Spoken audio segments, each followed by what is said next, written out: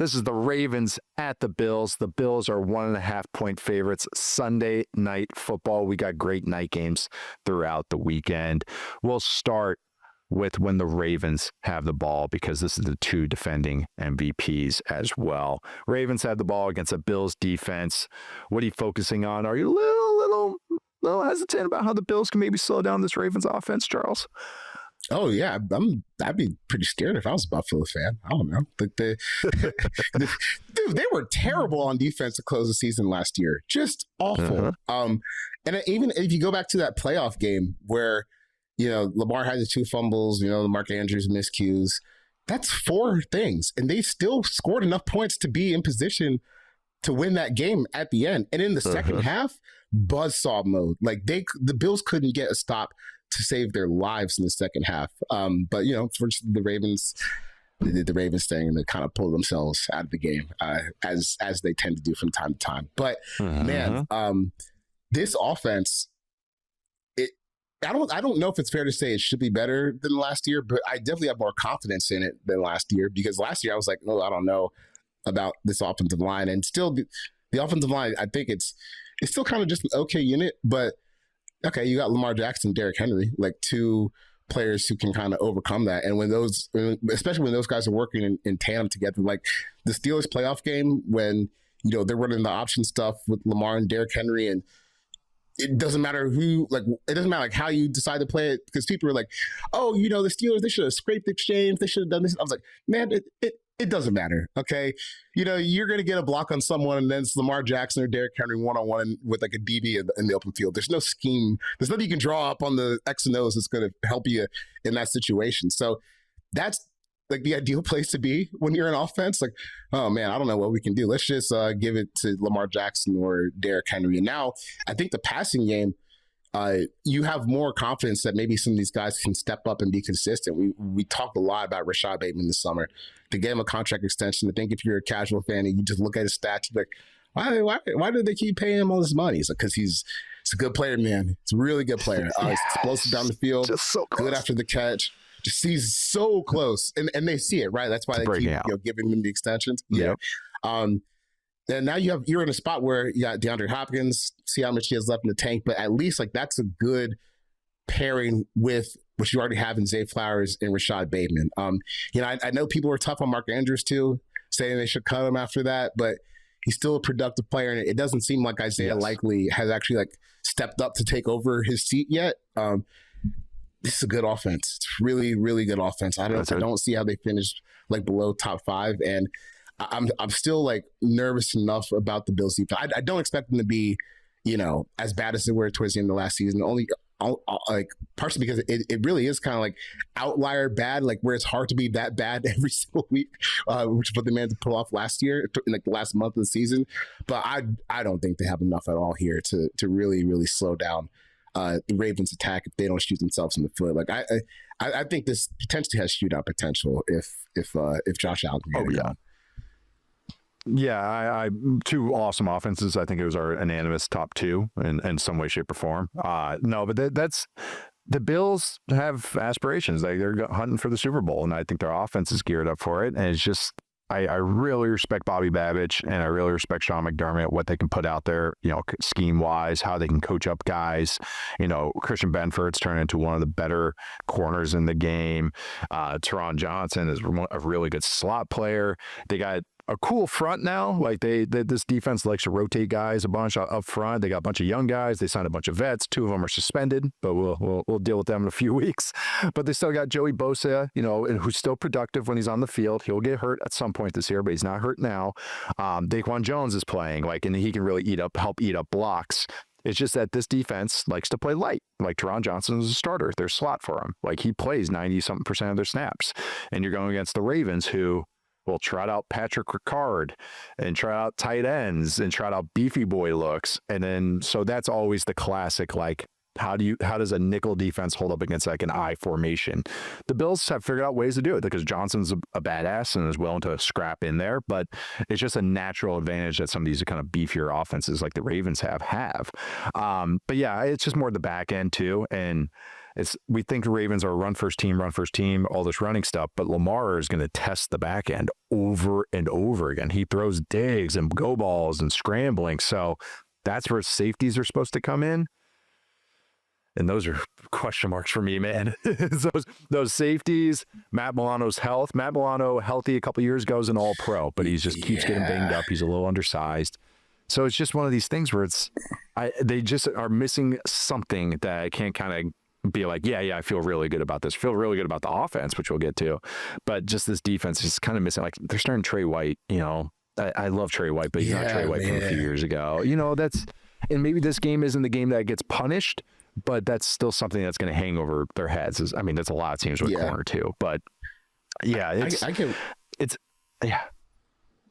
I get worried about this defensive line too, man. Like, it's Ed Oliver, good player.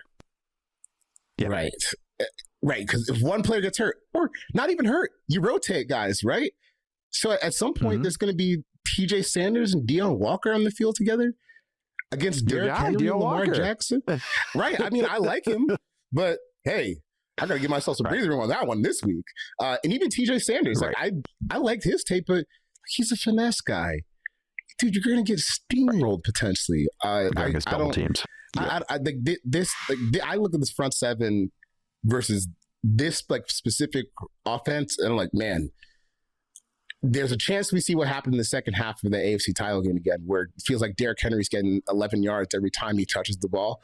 But ultimately the Ravens are just gonna have to do what they need to do and focus on themselves and not do the stupid turnover stick. Because when you look, you just compare player to player from Bills offense or Bills defense to Ravens offense.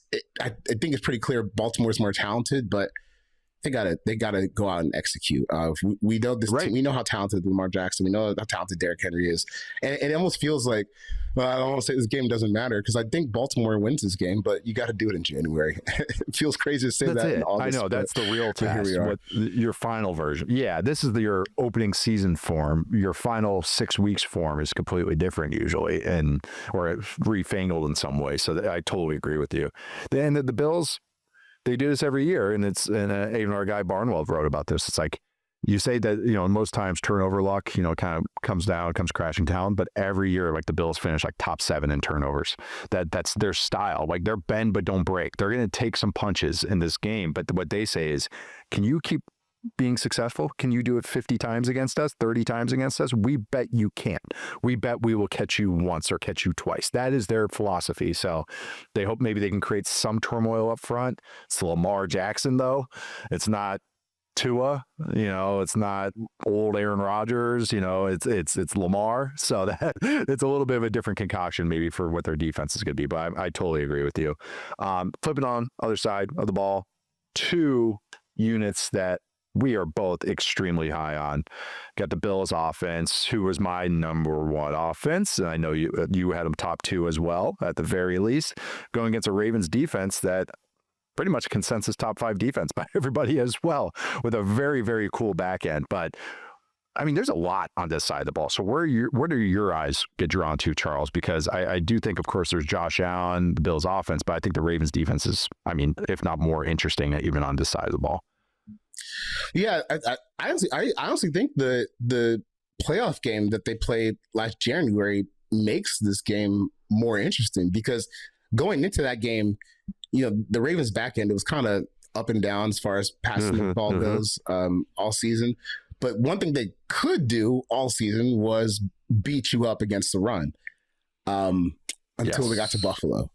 Right? Until they got to Buffalo. Because going into that game, I was like, man, like this matchup seems like pretty nice for Baltimore, because if you can stop the run, then you get your DBs on wide receivers that are not as talented as your DBs. And obviously Josh Allen can make a play, but you still have to say, hey, we'll try to put Josh Allen in a spot where he has to go out and make plays without the help of his teammates. And then they kind of got pushed around against the run, which made everything a lot tougher. And I think that adds a lot of intrigue to this game, because, that's how they're going to have to survive against Baltimore's defense. You're not going to be able to match wide receiver for DB talent here, not even a little bit.